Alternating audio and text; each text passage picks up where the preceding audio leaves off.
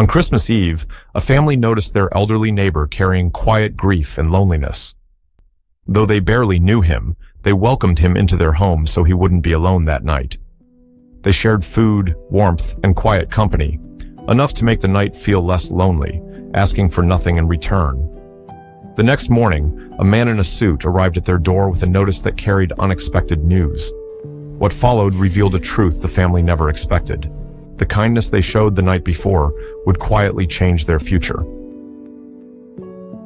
Hi, and welcome to Unraveled Whispers, where quiet moments carry the loudest truths, stories that stay with you long after they end.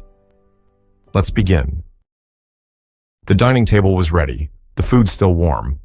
Outside, the neighborhood had already settled into Christmas. Strings of lights traced porches and railings, windows glowed with quiet movement inside. It felt as if the entire street had agreed, without speaking, to hold the same moment together.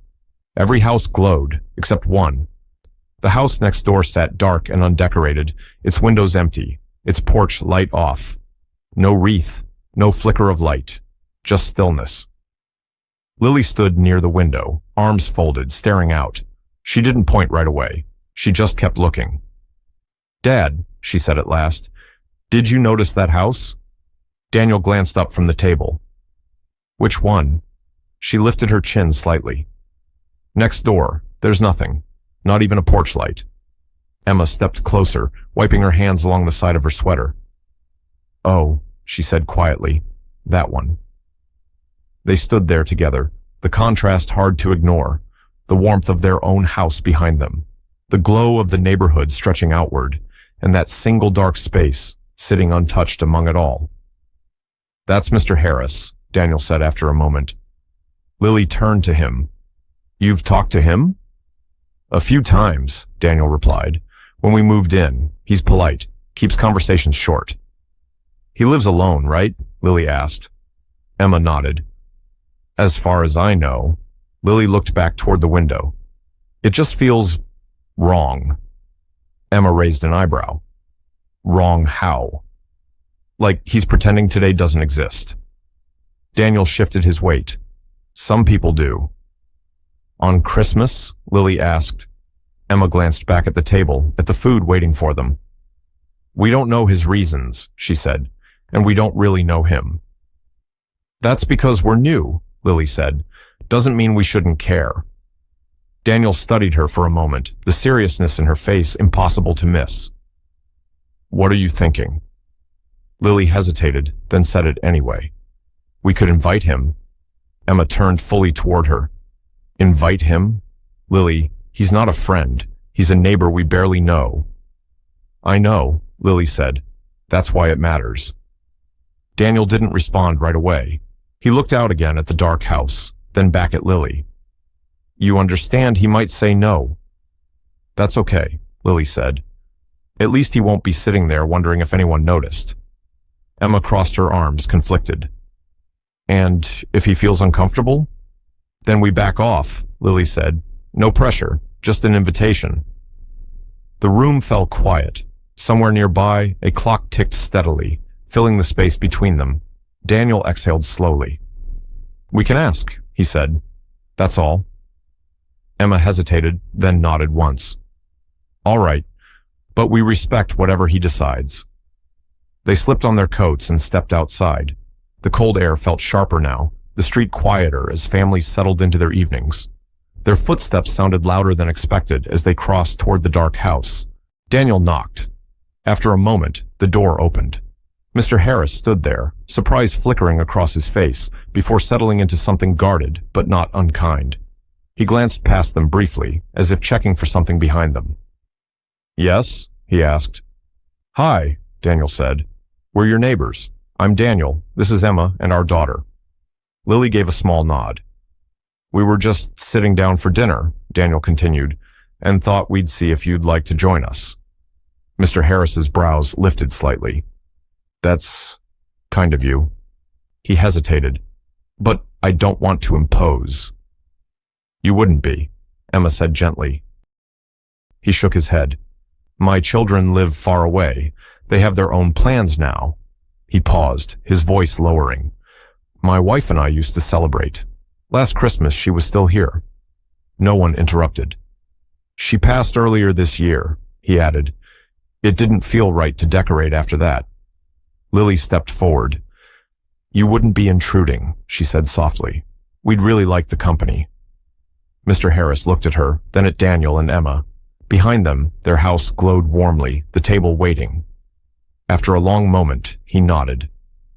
All right, he said, just for dinner. Emma smiled. That would be lovely. They turned back toward the light together, the quiet weight of the evening already beginning to shift. Inside, the warmth of the house settled around them almost immediately. Emma took Mr. Harris's coat and placed it neatly over the back of a chair. Daniel pulled another chair out at the table, careful not to rush him. Mr. Harris thanked them both, his voice polite, measured, as if he were still deciding how much of himself belonged in this room. The table was simple but thoughtful, nothing extravagant, enough food, enough care. They sat. For a while, conversation stayed light, the kind of talk people use when they don't yet know where the edges are. Comments about the cold, about how quiet the street had become, about how quickly the year seemed to have passed. Mr. Harris answered when spoken to, never curt, never lingering. He ate slowly, methodically, as though each movement required intention. Emma noticed first when that carefulness began to ease. It wasn't sudden, just a small thing. Mr. Harris reached for the bread without hesitation. He accepted a second serving without apology. His shoulders, which had been slightly raised when he first sat down, lowered an inch, maybe two. Daniel poured water, then paused. Is this okay for you? He asked, gesturing to the dish nearest Mr. Harris. We can swap it if you'd rather. No, Mr. Harris said quickly. Then after a moment, it's good, thank you. Lily watched him more than she meant to, not staring, just noticing. The way his eyes moved around the room, the way he listened when Emma spoke, nodding even when the story was small and unimportant. It struck her that he hadn't interrupted once. Dessert came later, something simple, a little uneven around the edges, still warm. This reminds me, Mr. Harris said, then paused. My wife used to say the best things never looked perfect. The sentence hung there. I'm sorry, he added quickly. That just came out. Emma shook her head gently. You don't need to apologize. He nodded, accepting that, and for a moment no one spoke. The silence wasn't heavy. It was settled. It was the kind of quiet his house had not allowed since her absence. For a while after that, Mr. Harris seemed to forget what he had planned to do next. He had come for dinner. That had been the agreement he'd made with himself before opening the door. Eat, thank them, go home. But time moved differently here.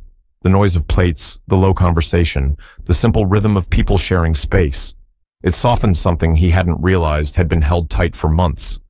The ache didn't disappear, but it loosened, just enough to breathe.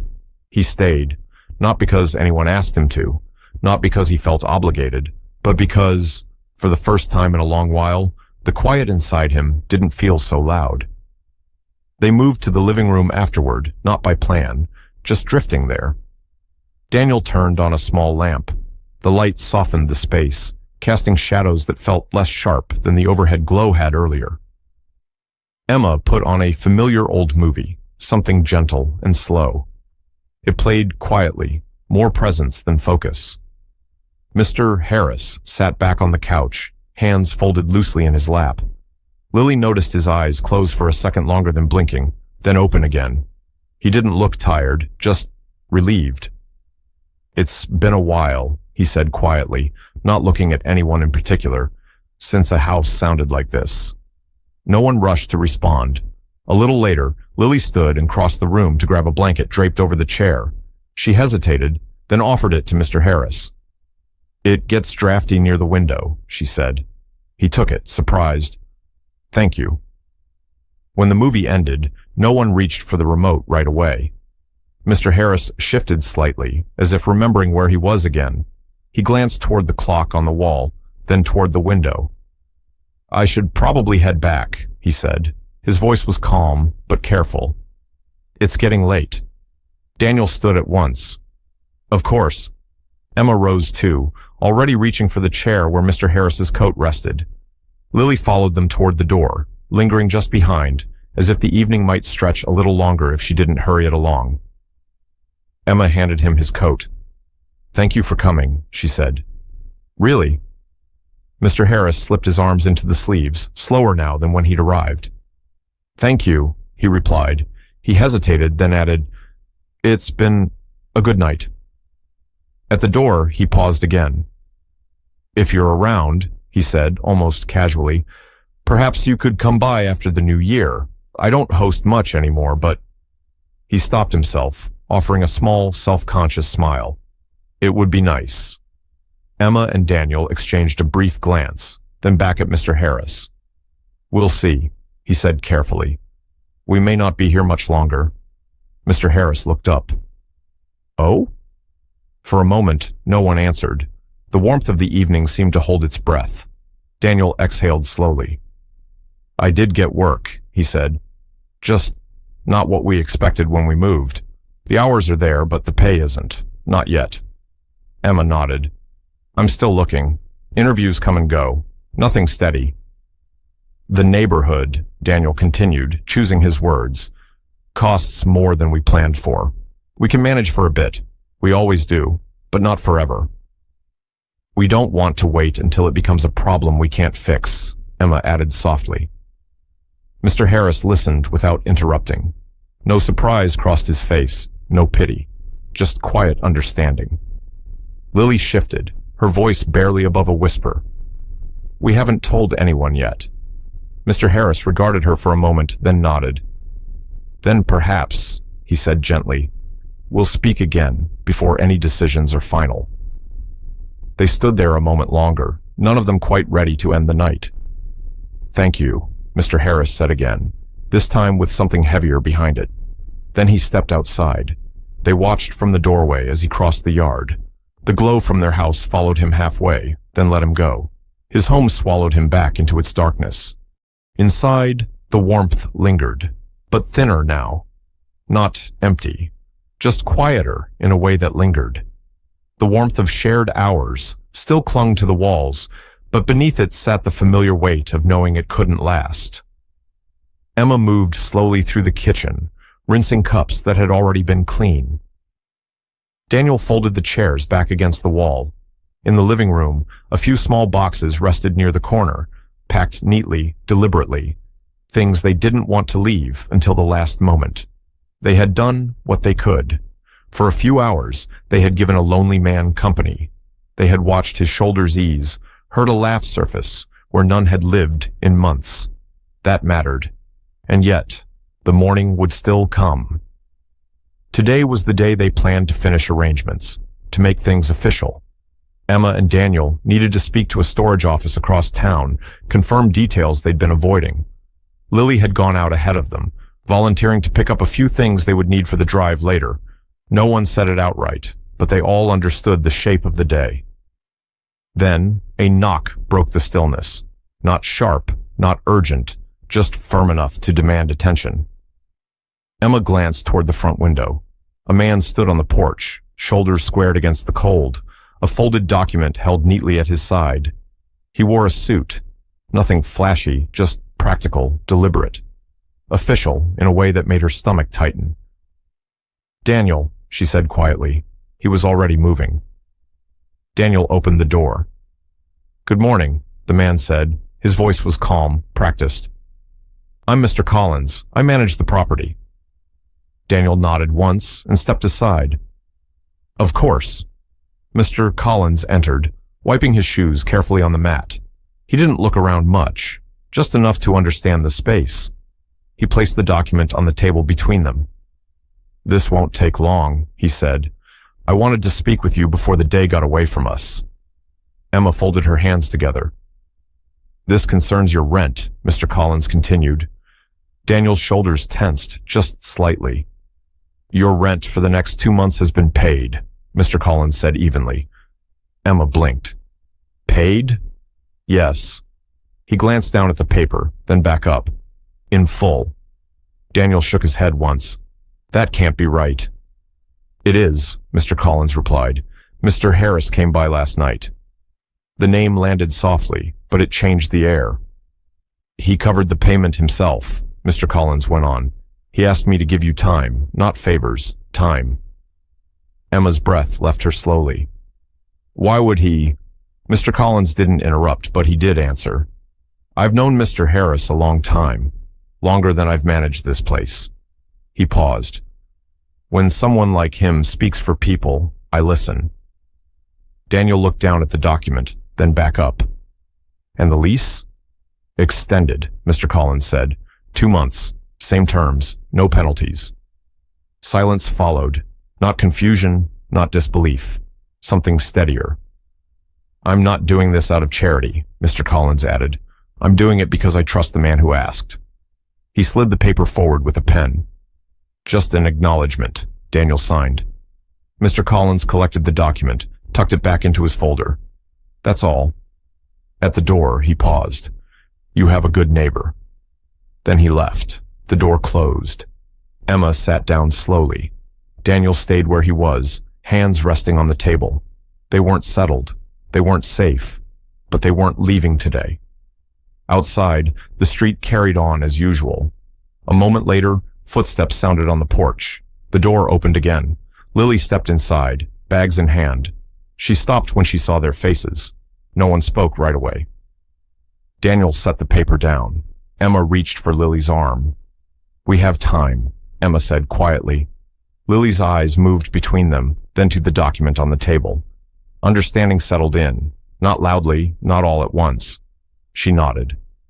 Outside, across the short stretch of yard, Mr. Harris stood on his porch, hands resting on the railing, watching nothing in particular. Lily looked at him. He noticed her and gave a small nod. Nothing more. That was enough. New Year's came a week later. This time, the invitation came from next door. Mr. Harris's house looked different inside than Lily expected. Sparse, but not empty. Clean. Orderly. A few things placed carefully, as if each had earned its place. On the mantel sat a framed photograph of a woman smiling at the camera, her hand resting lightly against his shoulder. Emma noticed it first, but didn't comment. Neither did Mr. Harris. Dinner was modest. He'd done what he could. Emma and Lily helped without being asked, moving easily through the small kitchen. Daniel set the table. At one point, Mr. Harris paused near the photograph. She loved hosting, he said quietly. I stopped after she was gone. Didn't see the point. Lily glanced around the room. It still feels like her house. He nodded. That's why I didn't want it empty forever. They ate, talked, laughed a little. When midnight passed, nothing dramatic happened. Mr. Harris raised his glass once, then set it down again. I still miss her, he said later. That hasn't changed. Emma met his gaze. I wouldn't expect it to. Winter moved on. Daniel's job improved slowly. Better hours first, then better pay. Emma found steady work. Mr. Harris never pushed, never promised. He listened. Sometimes he suggested. Sometimes he just nodded. The porch light next door stayed on more nights than not. That Christmas, a family opened their door to a man carrying grief, and in return, he gave them what they needed most, not solutions, not rescue, just time. And the reminder that kindness, when offered without expectation, has a way of finding its way back. Thank you for spending this moment here. Stories like this remind us how small kindnesses can quietly change lives. If this story stayed with you, take a moment to like it and share it with someone who might need it. If you enjoy thoughtful, emotional storytelling, consider subscribing. More stories like this are always on the way. And before you go, you'll see a few more stories on your screen. Each one carries a moment worth sitting with. You might find one that stays with you a little longer.